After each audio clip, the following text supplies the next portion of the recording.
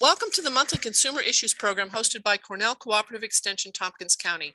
On the second Thursday of each month, we're joined by New York State Assistant Attorney General Michael Danaher, who makes a presentation on a topic of consumer interest. Today, he'll give us a presentation on scams targeting senior citizens. After his presentation, Mr. Danaher will answer questions that viewers have submitted to CCE Tompkins in the Zoom chat box. This presentation also will be available on the CCE Tompkins YouTube channel and will be broadcast next month on Mondays on Public Access Channel 15. Thank you for joining us today. And now here is New York State Assistant Attorney General Michael Danaher with today's program. Thank you, Sandy. Hi, everyone. It's a pleasure to be here with you. I'm excited to be here with you. This is a frequent topic that I go out and others from my office go out and talk to groups about on how to protect yourself from the scams and frauds that are out there, especially for senior citizens. Many of you who are watching this today may say to yourself, it'll never happen to me. It'll never happen to me. But please be aware that the people that perpetrate these scams are very good at what they do, and that we have to be ever vigilant to avoid falling victims to these things. And many people I know out there, I say the same thing. Whatever happens, it'll never happen to me. It may have happened to them, but it wouldn't happen to me. But here's just some information to have that through 2/3 or 3/4 of last year, the FTC reported that older adults lost more than $338 million to scams and frauds. That was a 23% increase from the year before and a 38% increase from the year before that. Younger people, it shows, report losses more frequently. They may report it frequently, and frankly, many of us may not know that we've been a victim of fraud or scam till way down the road. But the younger people may report fraud losses more frequently. However, older people report amount of losses at 2 times greater than what younger people. So the younger people may lose money to frauds in smaller amounts, but the statistics have shown through the Federal Trade Commission that older people actually lose in larger amounts in the frauds that they do fall victim to. Scam artists can be creative and persuasive.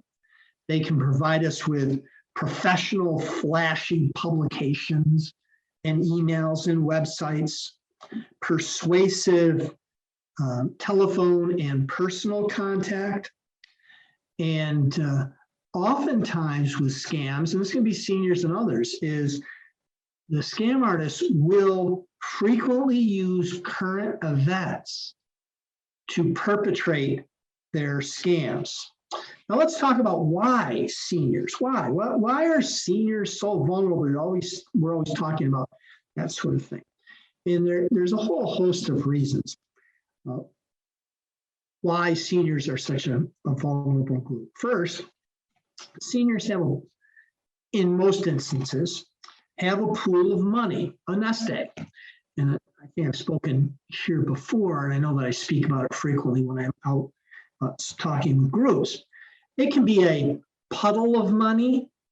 It can be a pool of money. It can be a pond of money. It can be a lake of money, or it can be an ocean of money. The most important thing is not the amount that's in that pool. It is that it is like any other pool, it's filled with liquid water. Liquid finances are those funds that are easy to reach. For seniors, their nest egg is usually not tied up in a lot of investments and property that is not easy to liquidate. It might be savings accounts, it might be CDs, it might be other types of liquid assets. So regardless of how large it is, the most important thing for scam artists is that you have the opportunity to get to it quickly. It's liquid.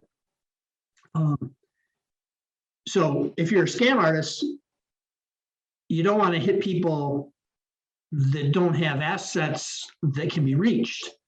Even if the scam is $50, $150, if the person doesn't have $50 or $100, scam artists are wasting their time. So they want to get people that have some type of funds that are easily accessible.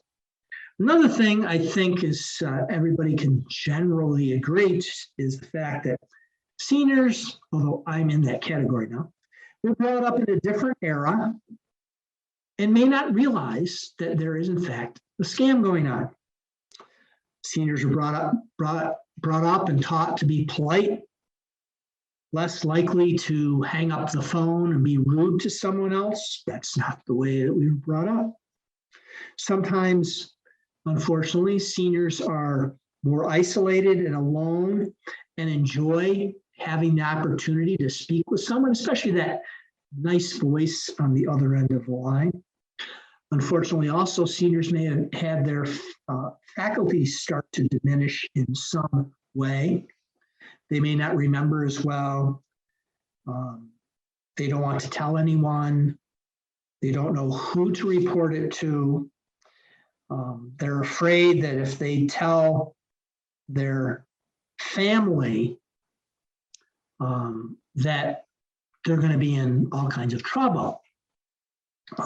And that's the big thing, because the statistics show that seniors are the #1 group that is least likely to report that they've been victimized by a fraud or a scam.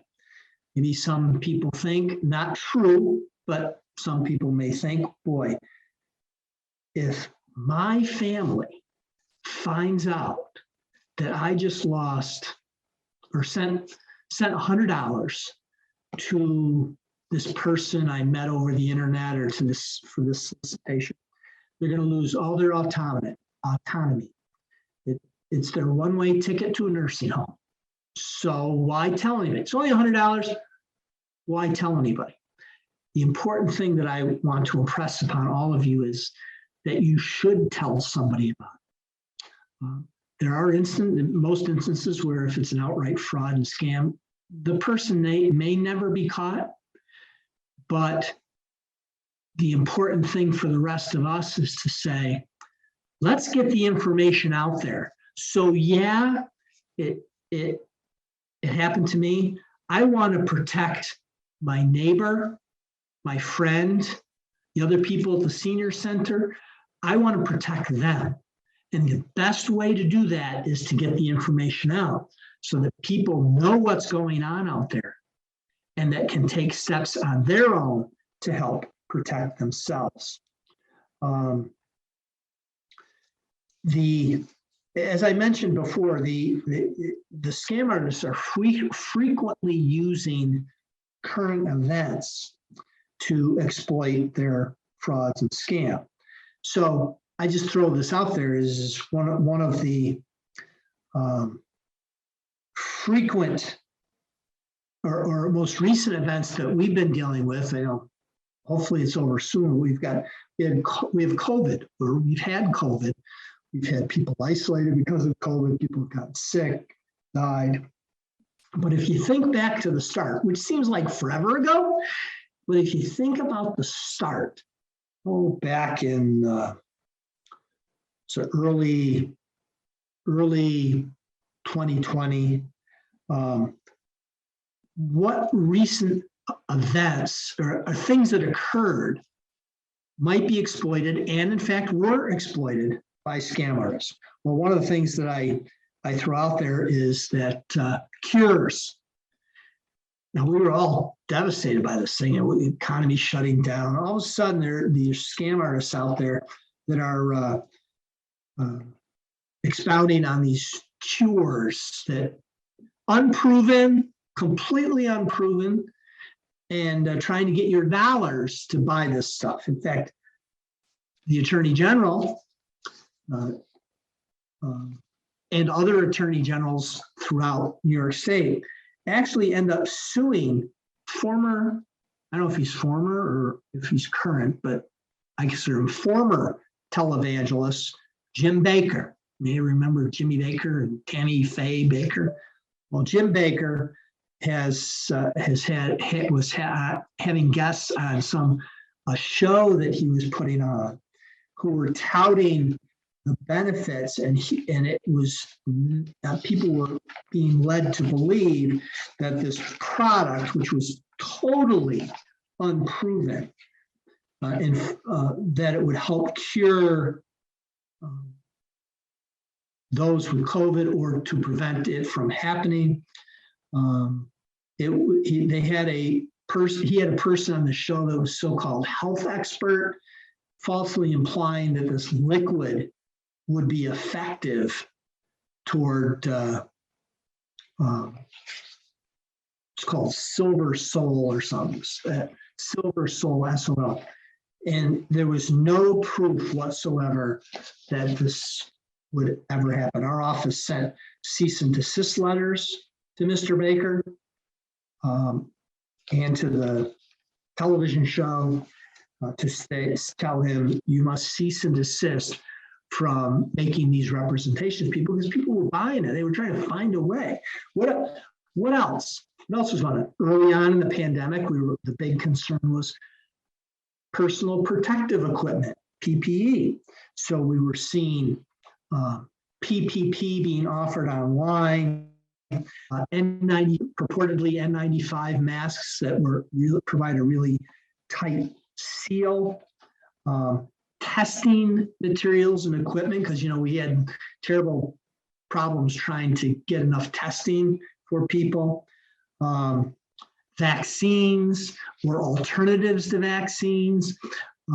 People, when the vaccines first came out and it took a while to get one, people were seeing advertisements, receiving emails about how they can get one.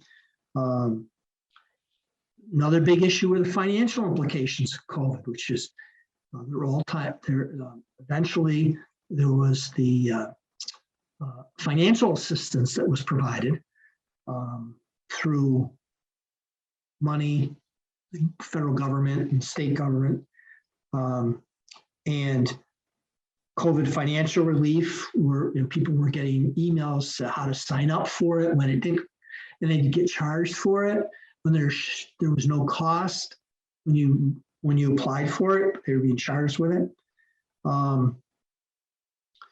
The New York State Comptroller reported that 2/3 of the COVID complaints that were being received dealt with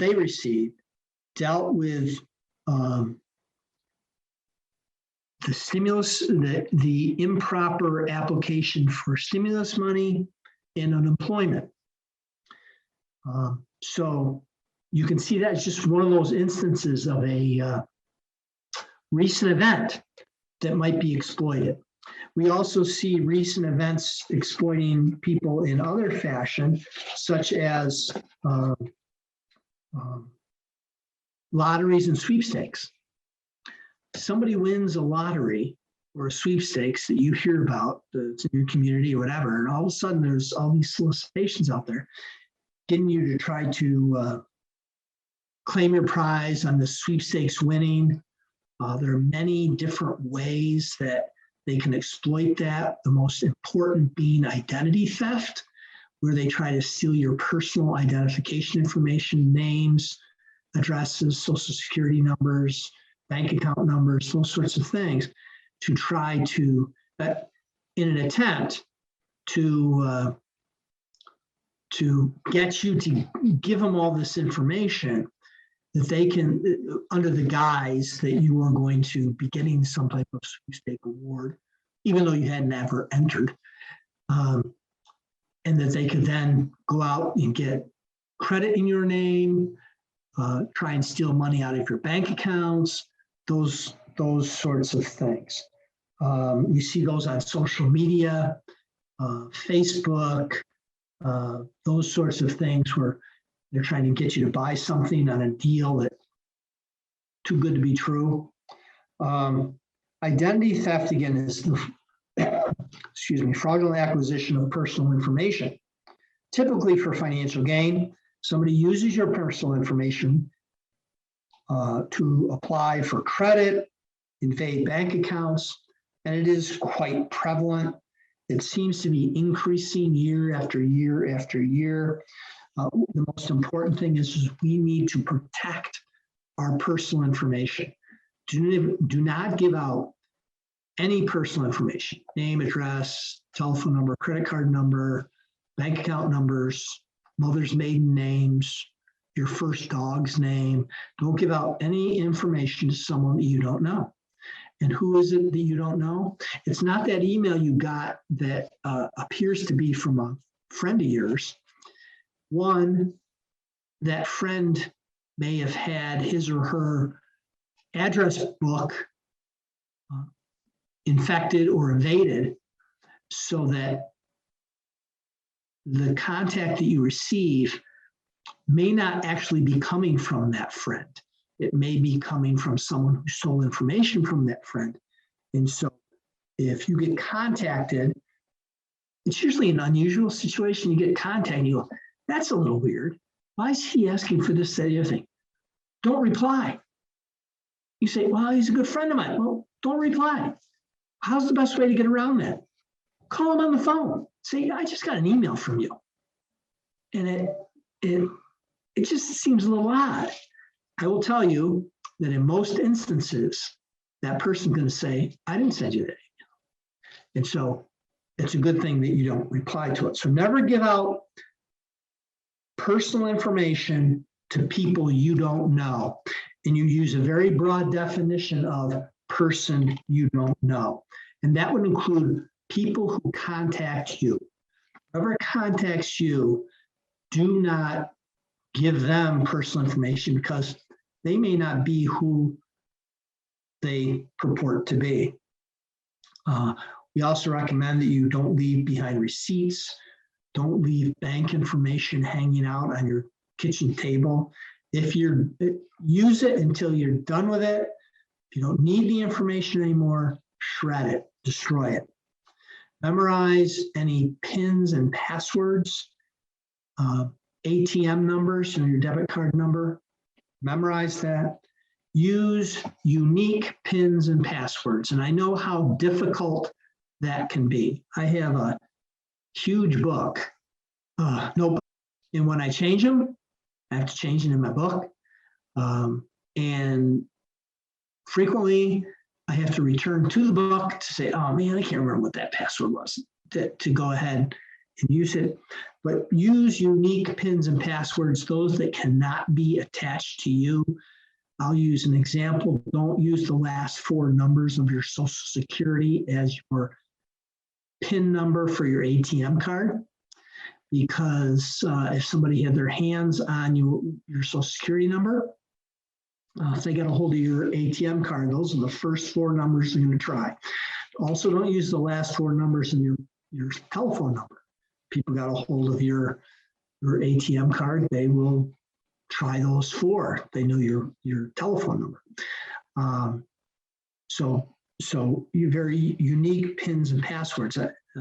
Most of the literature I've been reading is that the experts are suggesting that you use phrases rather than just a word or a bunch of numbers. Oh, the other thing is 1, 2, 3, 4 is a horrible password. Also, the word password is a horrible password. There are all kinds of computer programs out there that are used by the scam artists to crack passwords to find them. You got to use something very unique, can't be associated with you, something that's not common. And what the experts are using, they're saying you use a phrase, with spaces and that sort of thing. Those those can be, a little tedious typing in. But if you think about it, sometimes phrases are much easier to remember than, a bunch of numbers and letters together. The other thing that's suggested is even if you use a phrase, one good thing for you to do would be, well, one is don't take a phrase a common phrase that comes out of a book or a novel or something, 4 score, 20 years ago. Don't famous speeches. Don't use those phrases. Come up with your own phrase and use that. The other thing is that you should consider changing especially with your financial accounts. If you're online and you have access, you do banking access or other financial transaction access, you want to periodically change your passwords and never repeat them over your different financial accounts. Different ones for different accounts. That's the best way that we can all go toward protecting ourselves. Another thing is review your credit card bills and bank statements as soon as they come in. Make sure that all the charges on your credit card are there and all withdrawals on your bank account are withdrawals that you made.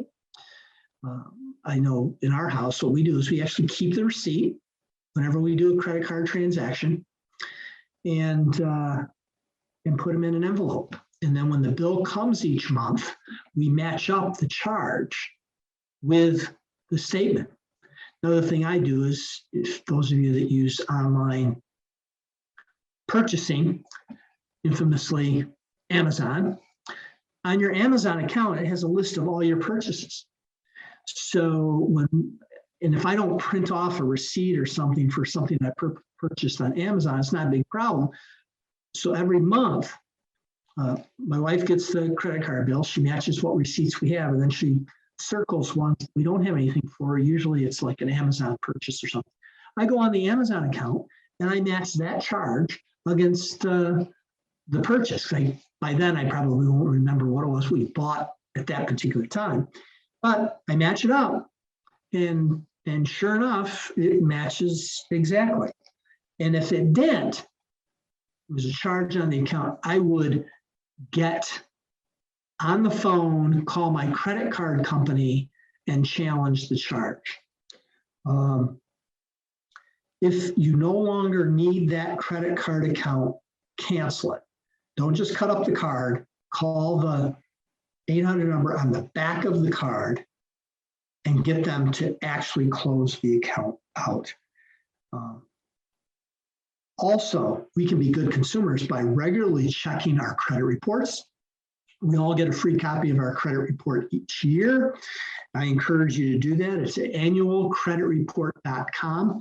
Go there. That is the website that it's administered by the 3 credit reporting agencies. You can get free copies of your credit report from each of the 3 agencies. Do so, download it, print it off, read it, make sure it's accurate, make sure there's nothing on there that should not be on there. If there is, you call the credit reporting agency and challenge those particular charges. Now, another area where seniors may fall victim to frauds and scams is what I group in a heading called imposter scams. A scammer pretends to be someone you trust or someone in authority to convince you to send them money. One of the big ones that maybe many of you out there have heard of it has its own name. It's called a grandparent scam. We hear all the time about elderly people who are receiving telephone calls purportedly from one of their grandchildren saying, there's many different scenarios, but generally saying that, "Hi, Grandma, it's your favorite grandson." And Grandma says, "Tommy?" "Yeah, Tommy. Or the scam artist may have the name Tommy, may have found it through others to figure out that Tommy was your grandson. And contacted you and said, it's Tommy, and there's been an issue that I was with some friends. The friends got arrested. I was with them. I didn't do anything wrong. I promise I didn't do anything wrong.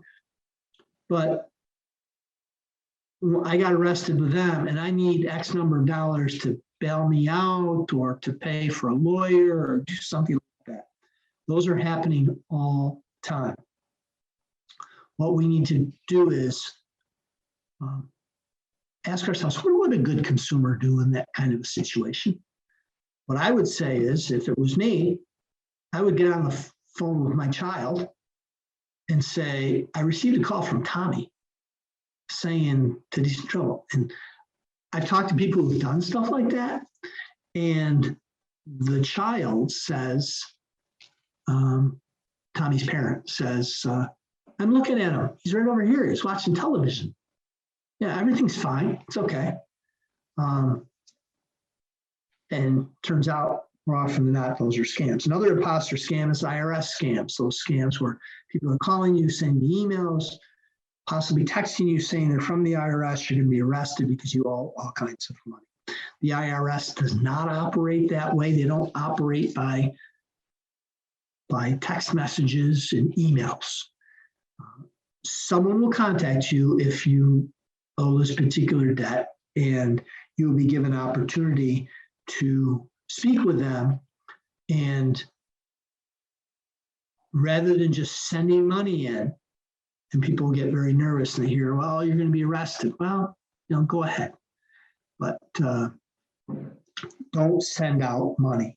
Another one is computer technical services. I can't tell you the number of people who've contacted our office that they got this email from Microsoft or some other tech company saying that there's a problem with your computer. And I know computers are sophisticated, but do you honestly think that there's somebody at Microsoft that all they do all day is go out and search for computers that may have some type of virus or something in them? That's not how it works.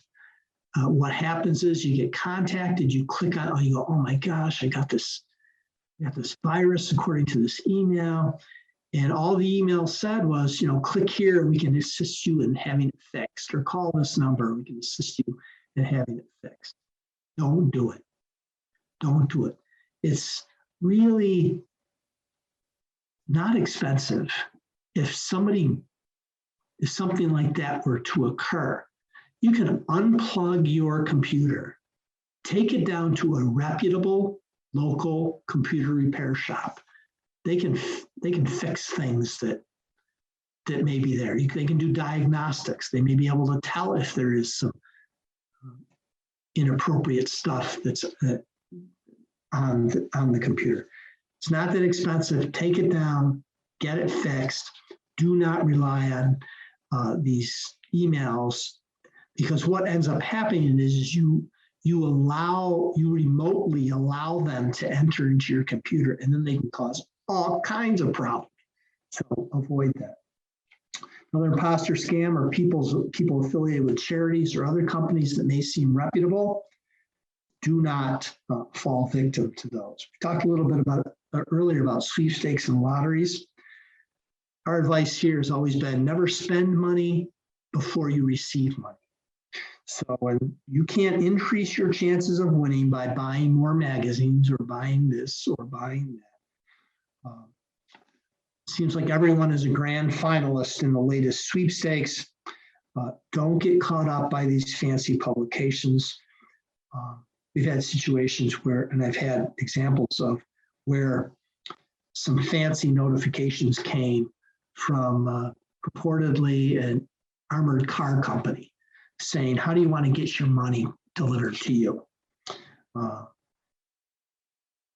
Same is true with letters that appear to come from banks asking you what account you want money sent to. Don't give out any of that information. There are other scams and frauds that are out there, investment scams. Don't get involved in investments that that you do not know anything about. And they'll get you in on the bottom floor, just invest in this. And here the stock is going to explode. And, we're hearing about all these other things that are out there, these cryptocurrencies, and people have made money off that. But if you don't understand it and you don't know how it works, don't let someone talk you into it. It's a dangerous situation to get involved in. What we have to do is be good consumers and protect ourselves and protect those who we are near and dear to.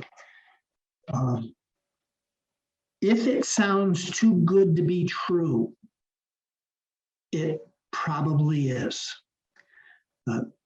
In this day and age, we really don't get something for nothing, free, especially in this day and age where one of our most valuable assets, for lack of a better term, one of our most valuable assets is our reputations and our name, our personal information. If somebody were to get their hands on our personal information, they could exploit it for illegal purposes. So protect your personal information. Don't fall victim to these scams and frauds. If it sounds too good to be true, it is. And even if you need some guidance, if you get something that, man, this sounds really good. Take it to someone. Have a clear set of eyes look at it. It's difficult for each of us to look at that and step back from it and say, now, if my friend came to me with this investment or this scenario, what would I tell him or her? If you can divorce yourself from that, the personal involvement, like, oh, I can make this money, but if I get involved, you step back, somebody came to you with this opportunity, what would you say to them? You would probably say, that's a bad idea. That really is. It just doesn't make sense. It just doesn't pass the smell test. So do that. If you need to, talk to a third party, somebody you trust. If you get something that you think is a little bit odd, and feel free to contact our office, New York State Attorney General's office. We're in Binghamton, and our number's in the book. And it's 1-800-771-7755, I believe. It's been a long time since I went out there, but you go on our website, you can get the number. You can actually get the local number. Little ring in Binghamton, and run it by us. We have a consumer fraud representative who is on the phone all day long talking to people, different consumers and things. You can call us, and they probably will listen to your scenario and probably say, you really want to think twice about getting involved in that.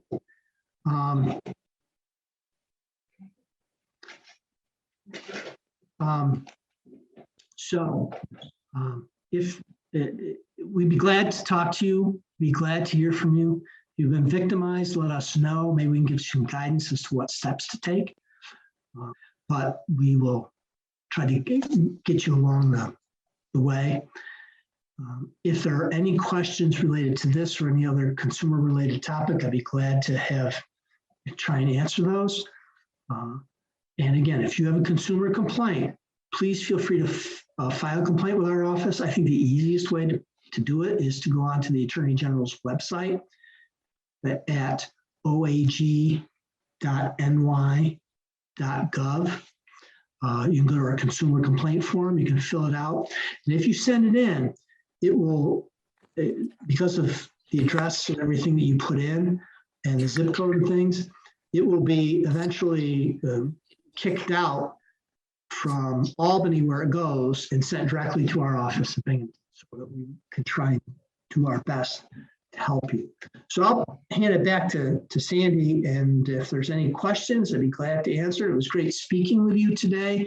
I hope in the not too distant future that maybe we'll be getting back together in person and where we can have an exchange. So Sandy, it's going back to you. Great. Thanks, Mike. And thanks to those who joined us today for this presentation. I don't see any questions in the chat, so let me conclude with Mr. Danaher will be back with us on Thursday, March 10th at 11 a.m. with an overview of the ins and outs of insurances.